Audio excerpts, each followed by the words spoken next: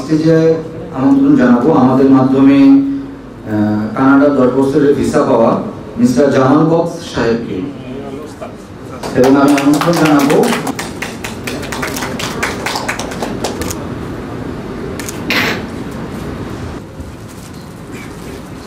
আসসালামু আলাইকুম। আমি মোহাম্মদ জামাল বক্স, পেশায় একজন ব্যবসায়ী। ধন্যবাদ আজকে এই সিলেটের এসটিসির পক্ষ থেকে এই সেমিনার করার জন্য আব্দুল্লাহ ইমন ভাই ও ওনার সকল স্টাফদেরকে সিলেটে স্বাগত, ওর সাথে এসটিসিকেও সিলেটে স্বাগত। আমার অভিজ্ঞতা শেয়ার করার জন্য আমাকে স্টেজে ডাকা হয়েছে। আসলে অভিজ্ঞতা যদি বলতে চাই আসলে অনেক বড় বিষয়, তাই আমি একটু পিস থেকে যদি একটু বলি আপনাদের জন্য মনে হয় এটা আসলে মনে রাখবে। আমি ইমন ভাই মুখটা যেটা আমাকে বলে, আমি হইলাম বাংলাদেশের রিফিউজের রাজা। ইমন ভাই আমাকে বলে আমি রিফিউজের রাজা, হইতে পারে রিফিউজের রাজা, কারণ আমি যদি বলি ঘুরে ঘুরে যদি বলি আমি কয়টা দেশে রিফিউজ হয়েছি, আগে এটা একটু বলি। দুবাই, ওকে, যেটা হয় না আমি হয়েছি। তুরস্ক 3 বার, অস্ট্রেলিয়া 3 বার, জার্মান, ইটালি, তারপরে কতগুলো আছে, তারপরে হচ্ছে কানাডা, আমেরিকা, মোটামুটি পৃথিবীতে যত দেশ আছে বলতে গেলে যেখানে মানুষ যেতে চায় এইগুলা সবগুলো আমি রিফিউজ। আচ্ছা, আর যদি বলি আমি কতগুলো দেশ ঘুরেছি, আমি 14টা দেশ ঘুরেছি, এর ভিতরে অনেকগুলো দেশ আছে 4বার 5বার ঘুরে। আচ্ছা, আমি যদি আরেকটু পিছনে যাই, আমি যখন ইটালির ফাইল করার জন্য ঢাকা একটা ফার্মের কাছে যাই, ওই ফার্ম আমার একটা সবগুলো রেডি করে দিয়েছিল, আমি জমা দেওয়ার জন্য ঢাকায় গিয়েছিলাম। যাওয়ার পরে ওরা আমাকে পাঠিয়ে দেয় হচ্ছে গুলশান 2-এ, ইটালি। একটু মনে রাখবেন, ইটালির জন্য আমাকে গুলশান 2-এ পাঠিয়ে দিয়েছে। আমি যখন গুলশান 2-এর ডেল্টা টাওয়ারে যাই, তারা আমাকে ওইখান থেকে বললো যে স্যার আপনার অফিস তো এখানে না, আপনার যেখানে ফিঙ্গার দিবেন। আমি বললাম ফিঙ্গার দিব এখানে, আমাকে তো ট্রাভেল এজেন্সি এখানে পাঠাইছে। তাইলে আপনি একটা ভাবেন, আমি সিলেট থেকে গেছি ঢাকায়, তারপরে ওইখান থেকে ফাইল নেওয়ার পরে যখন আমি গুলশান গেলাম, গুলশান যাওয়ার পরে তারা আমাকে বলতেছে স্যার আপনার ফিঙ্গার কিন্তু এখানে দেওয়ার কথা না, আপনি যাইতে হবে বাগদা। তখন তার অফিস ছিল বাগদা। আচ্ছা যাক, আমি ওইখান ট্রাভেল এজেন্সিকে ফোন দিয়ে বললাম যে আপনারা এত বড় একটা ট্রাভেল এজেন্সি, আপনারা কোথায় ফিঙ্গারপ্রিন্ট দিব সেটাই আপনারা জানেন না, টাকাটাই কি মুখ্য বিষয়? আসলে না, বিষয়টা আপনার সার্ভিস। সে আমাকে আর কোনো উত্তর দিল না, আমি আর কোনো কথাবার্তা বললাম না, আমি চলে গেলাম ওইখানে। যাওয়ার পর ইটালিতে ওইখানে আমি ফিঙ্গারপ্রিন্ট দিলাম। এই কথার মানে হচ্ছে এইটা যে ট্রাভেল এজেন্সি অনেক আছে, সে একটা ট্রাভেল সে জানে না তার ক্লায়েন্ট কোথায় ফিঙ্গারপ্রিন্ট দিবে, সে সেটাই জানে না। সে হচ্ছে ট্রাভেল এজেন্সি, মানে কি একটা ভুক্তভোগী অবস্থা আমার জন্য। আর যদি সারা রাত সিলেট থেকে ঢাকা যাওয়া লাগে, তারপরে যদি হয় 8টা-9টার সময় আপনার ফিঙ্গারপ্রিন্ট দেওয়ার অবস্থা, তাহলে অবস্থাটা আমার কেমন হয়? বা যদি ওই সময় ওই লোককে পাইতাম, তখন আমি তাকে কি করতাম? ওকে, ধন্যবাদ। এরকম করে আমার আসলে অনেক কিছু ঘটনা আছে, যে রিফিউজ হওয়ার পিছনে আমার অনেক ধরনের অভিজ্ঞতা আমার আছে। আপনারা এটা জানেন যে যত বেশি রিফিউজ হবে, যে যে কাজে বেশি সময় দিচ্ছে, সে সেই কাজে বেশি অভিজ্ঞতা হয়ে যায় এই জায়গায়। তারপরে এরকম করে মনে করেন আমি কোরিয়া গেলাম, যখন কোরিয়াও মোটামুটি হেসাল এতটা হয়তো আমার হয় নাই, তখন একটু ঝামেলা করছে। তারপর আমি আমার মতন অভিজ্ঞতার কারণে এগুলো একটু আমি আমার মতন যেভাবে মিলিয়ে আমি রেডি করে দিয়েছি। জাপানের জন্য একবার ফাইল দিয়েছিলাম এক ভদ্রলোককে, জাপানে সে আমার ফাইল রেডি করে আমার ছবিটা সে লাগায় নাই, ফাইলের উপরে ছবিটাই লাগায় নাই আমার। আমি যখন এমবিসিতে গেলাম জমা দেওয়ার পরে, আমাকে জাপান এমবিসি আমাকে বলে, জাপান এমবিসিটা কি বুঝে হয়েছে আপনার এই ছবি লাগানোর জন্য? দেখেন আমাকে ডাইরেক্ট ওইখানে পুরো গিল্টি হয়ে গেছি। আসলে কি জাপান এমবিসিটা কি বুঝে হয়েছে এখানে আমার ছবি লাগানোর জন্য? তখন আমি তাদেরকে মুখের উপরে বইলা দিছি, তাহলে ভাইয়া আপনার কাজটা কি? তাহলে আমি তো বুঝে গেছি আসলে যে লোক আমাকে এইভাবে বলছে, আর আমি এটা বলার পরে আমার ভিসা হবে না হবে, এটা কি হবে? তারপর জাপানে এমবিসিতে আমি ভিসা পাইনি। আমার 12-13টা দেশ ঘোরার পরে আমার একটা ইমেজের সংকট হয়ে গেছিল, যে আমি একটা ভালো কোনো দেশের ভিসা পাচ্ছি না। একটা ভিসা দরকার আমার, একটা ভালো দেশের ভিসা। হইতে পারে অস্ট্রেলিয়া বা ইউরোপ, সেনজেন, কানাডা, আমেরিকা, আমি অনেক জায়গায় ঘুরছি। ঘোরার পর আসলে সবাই বলে আপনার যে ফাইল, আপনার যে 20, 25, 30 কোটি টাকা অ্যাসেট দেখাচ্ছেন ব্যাংকে, দেখাচ্ছেন আপনার ভিসা দিলে হয়ে যাবে, দিলে হয়ে যাবে, কিন্তু আপনার ভিসা হচ্ছে না কেন? আমরা বুঝতে পারতেছি হচ্ছে না কেন। তারপরে ইমন ভাইয়ের সাথে আমার দীর্ঘ আর 5 বছর আগে পরিচয়, আর 2-1 জনের মাধ্যমে ওনার কাছে যাওয়া, কিন্তু আমার ফাইলটা আমি ইমন ভাইকে দিতে পারিনি তখন। কারণ আপনারা সবাই জানেন ইমন ভাইয়ের কাছে একটা সার্ভিস চার্জ অনেক বড়, যেটা অন্য অন্য জায়গায় 5,000, 10,000 টাকা, 15,000 টাকা পাওয়া যায়, সেটা ইমন ভাইয়ের কাছে 1 লক্ষ টাকা। হ্যাঁ, 1 লক্ষ টাকা। আমি এটা কোনো কারণে মেনে নিতে পারি নাই যে অন্য জায়গায় একটা ফাইল 5,000 টাকা হয়, ইমন ভাই 1 লাখ টাকা ফাইল করাবে। এটা আসলে কিভাবে সম্ভব? সবই তো একইভাবে লাগবে। আর যেহেতু আমার 10-12 দেশ ঘুরে আছে, সবই তো একই রকম হওয়ার কথা। কারণ এই বাইরে তো ওনার কিছুই লেখার নাই, আমার বাবার নাম, বাবার নাম, চাচার নাম, মামার নাম, কি এরপরে কি লাগবে ইমন ভাই? কিছুই লেখার নাই। ওকে, তারপর সাহস করে ইমন ভাইকে আমার ফ্যামিলির ফাইলটা দিলাম। ও গিয়েছিলাম ইংল্যান্ডের ফাইল করার জন্য। ইমন ভাই আপনি ইংল্যান্ডের ফাইলটা আমার করে দেন, ইংল্যান্ডের রেশিও ভালো আছে, সিলেটে সবাই ইংল্যান্ড যাচ্ছে, আচ্ছা আমিও ঘুরে আসি, যে ইংল্যান্ডের ফাইলটা দেন। ইমন ভাই দেখে বলতেছে ইংল্যান্ড দিবেন, আচ্ছা এবার কানাডা দাঁড়াইলেন না। দাঁড়াইলাম কানাডা, ফ্যামিলির সঙ্গে রিফিউজ। তাই আমি খুব হতাশ। লাস্ট হলো বাকি ছিল, এর আগে কিন্তু আমেরিকা রিফিউজ করেছি, বাকি ছিল কানাডা। আর কোথাও আমার কোনো জায়গা নাই, কিন্তু সবকিছু শেষ আমার মোটামুটি। আর যেহেতু আগে বললাম মোটামুটি দুবাই থেকে শুরু করে মোটামুটি যা আছে সব আমার রিফিউজ, এগুলা যা আছে, আর জায়গা নাই। কয়েকদিন পর ইমন ভাই আবার বলতেছে জামাল ভাই আরেকবার দাঁড়ান, একা দাঁড়ান, এবার একা দাঁড়ান। ইমন ভাই আমি পরামর্শ করলাম যে ইমন ভাই, একটা লোকের কাছে আমি আমার 25-30 কোটি টাকার আমি অ্যাসেট ভ্যালুয়েশন সবকিছু দেখাইলাম, এই লোক আমাকে বিশ্বাস করে না। আমি তাকে কিটা বিশ্বাস করাবো? ধরেন এই গ্র্যান্ড হোটেলটা আমার, আপনাকে আমি দিলাম যে ভাই এই দেখেন, হ্যাঁ ভাই মেনে নিয়েছি গ্র্যান্ড আপনার, এই হোটেল আপনার, কিন্তু আপনাকে বিশ্বাস করি না। আপনি একটা ছেলে কি আপনার বিশ্বাস করাইবেন? ইমন ভাই বলে ভাই আমি দেখবো না, আপনার টেনশন নেন না, আমি দেখবো না কি করা যায় জায়গা। তখন ইমন ভাইয়ের কাছে বসলাম। আর যারা অভিজ্ঞতা আছে ইমন ভাইয়ের এসটিসি সম্পর্কে জানা আছে, আপনি সিলেট থেকে যাওয়ার পরে হাবিব ভাই ফোন দিব 10টার সময়, 11টার সময়, বা জুবের ফোন দিব 10-11টার সময়, ভাই আপনি কোথায় আছেন, জলদি আছেন, ফাইল রেডি করতে হবে, স্যার আপনার সন্ধ্যার পরে ফাইল রেডি করবে, দেখবে আইটিনারি লাগবে। তো 11-12টার সময় জুবের ভাই থেকে যাবেন, যাওয়ার পরে মনে করেন সারা দিন যাবে, ইমন ভাই রাত্রে 4টা, 5টা, 3টা পর্যন্ত আপনার বসে একটা রেডি করে দিবে। এর ভিতরে যে একটা বিরক্তকর একটা ঘটনা যে ঘটবে আপনার লাইফে, আপনি করবেন বাবা আমার বিদেশ যাওয়ার দরকার নাই, আমার সাইডে আমি বাবা পাঠাই যাই গিয়া। কিন্তু এই সব কিছু অবসান হবে যখন আপনি ইমন ভাই এখান থেকে বসবেন, বসার পরে মোটামুটি আপনার সকল বিরক্তি আপনার কেটে যাবে। আপনি ভালো কিছু পাওয়ার জন্য যে আপনি কিছুটা সময় আপনি ব্যয় করছেন, এটা আপনার যে তৃপ্তিটা আপনার ভিতরে আসবে।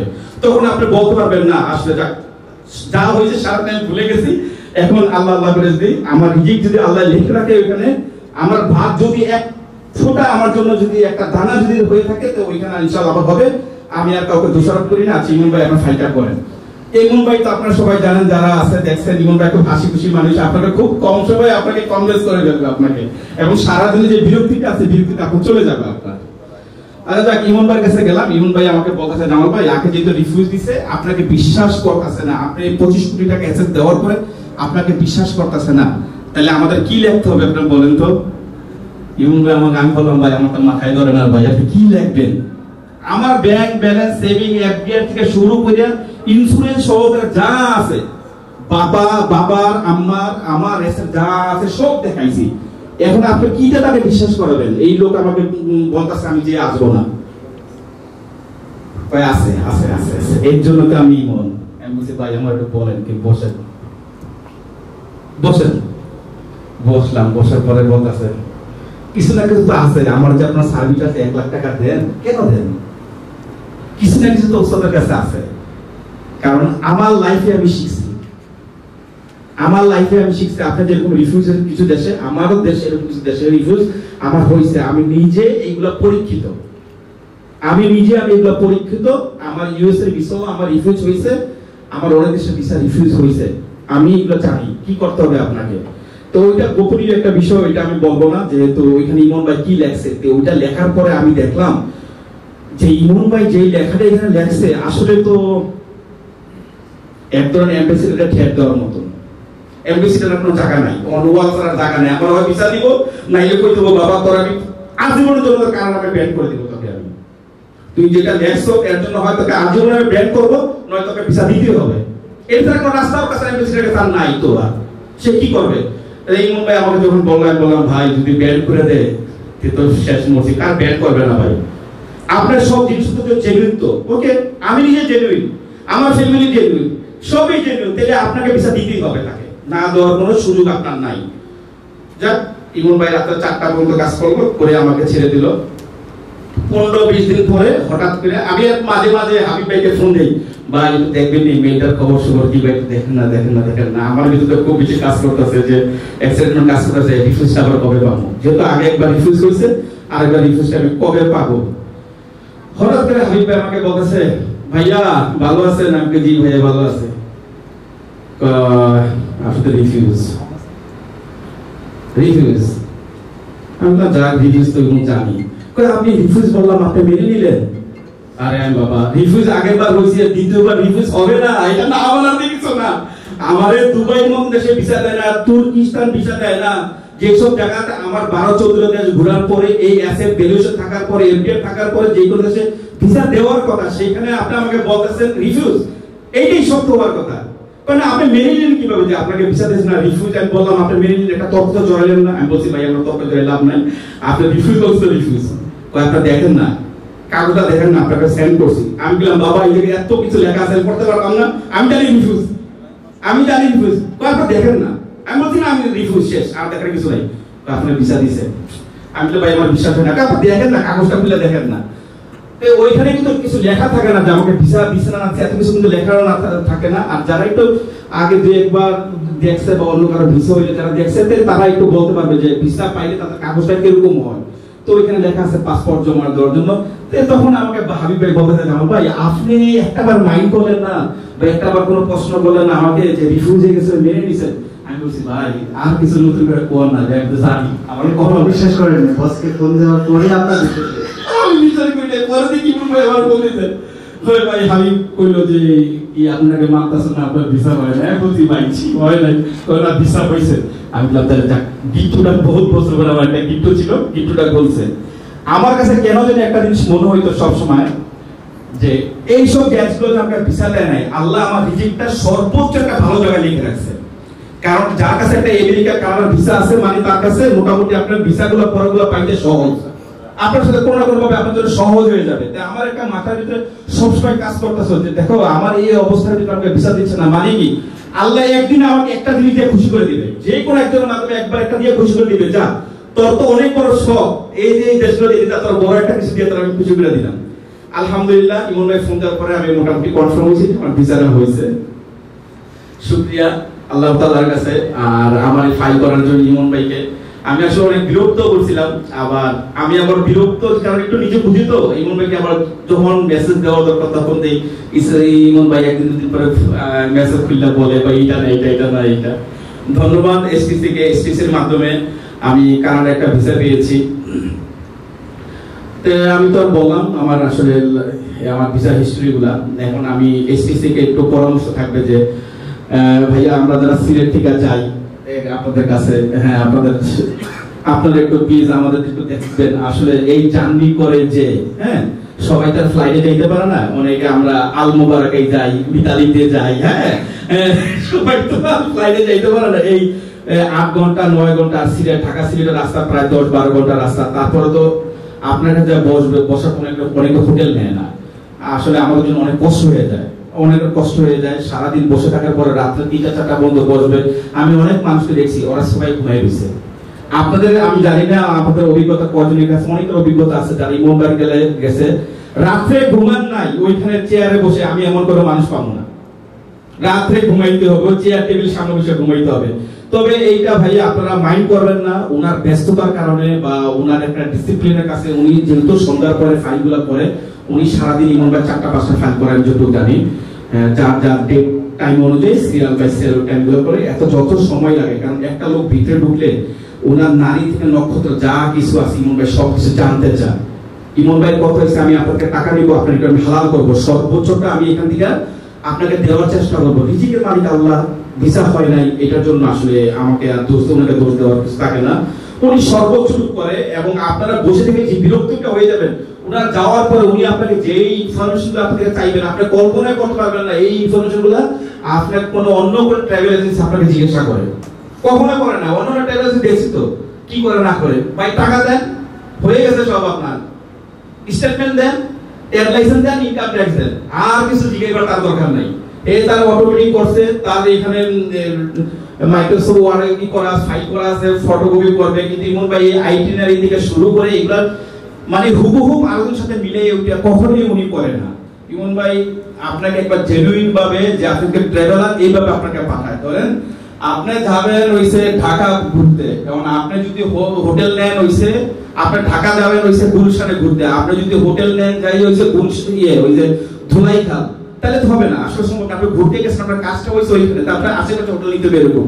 আমাদের প্রচুর লোকের আমি যে জিনিসটা সমস্যা দেখছি অন্য ট্রাভেল এজেন্সি, সে এক জায়গায় হোটেল বুকিং, সে ঘোরার জন্য প্ল্যান দিছে অন্য জায়গায়। এই যে সমস্যা, কারণ তার জীবন সে তো ঘুরে নাই, ওই যে ট্রাভেল এজেন্সি সে তো ঘুরে নাই, সে তো দেখে নাই কখনো চীনের বেজিং দেখতে কেমন, টরন্টো দেখতে কেমন, কানাডার কোথায় টরন্টো, কোথায় বাংলা টাউন, কোথায় কি সিএন টাওয়ার, এগুলো দেখে নাই। সে এমন এমন জায়গায় হোটেল লেগছে, তার ট্যুর প্ল্যানের সাথে হোটেল যায় না। কিন্তু ইমন ভাই তো মনে করেন, হ্যাঁ ইমন ভাই মনে করেন এই দেশগুলো ঘুরে আইছে, ওনার অভিজ্ঞতাটা উনি কাজে লাগায় আমি দেখছি। প্রতিটা জায়গায় উনি যে জায়গায় ঘুরে ওইটার উপরে উনি ফোকাস দেয় দেখছি আমি সবসময়। আর ওইভাবে উনি এই আইটিনারি গুলো ট্যুর প্ল্যান গুলো উনি করে। ধন্যবাদ ইমন ভাইকে। ইমন ভাই সিলেটে এরকম একটা কনফারেন্স করার জন্য আমরা আশা করি সিলেটে যারা আছি আমরা ইমন ভাইয়ের কাছে আমাদের সার্ভিস নিতে যাব। তারপরে আরো কিছু যদি ইমন ভাইকে পরামর্শ দিই, ইমন ভাই বাংলাদেশে বড় একটা ট্রাভেল এজেন্সি সিলেট ওদের অফিস করেছে, আপনারা চাই আপনাদের অফিস সিলেটে করেন, সার্ভিস দেওয়া শুরু করেন, আপনারা সপ্তাহে একদিনের সার্ভিস দেওয়া শুরু করেন, তাহলে আমাদের ওইখানে যাওয়ার একটু কষ্টটা একটু হবে। ঢাকা শহরে জ্যাম যত ভাই আসলে বুঝাই যায় যে অবস্থা, আর আমাদের অবস্থা তত ভালো না যে প্রাইভেট হেলিকপ্টার এগুলো বলতে এরকম মানুষের শহরের পর্যায়ে আসে নাই যে মানুষ যাইতে পারবে 10-15 হাজার টাকা খরচ করে যাইয়ে চলে আসবে, এরকম অবস্থা আমাদের হয় নাই। যেহেতু আপনারা প্লিজ একটু আমাদের কিভাবে সাশ্রয় করা যায় টাকা পয়সাগুলো সময়টা একটু দেখবেন আপনারা। ধন্যবাদ আমাকে কথা বলার জন্য। জামাল বাদশা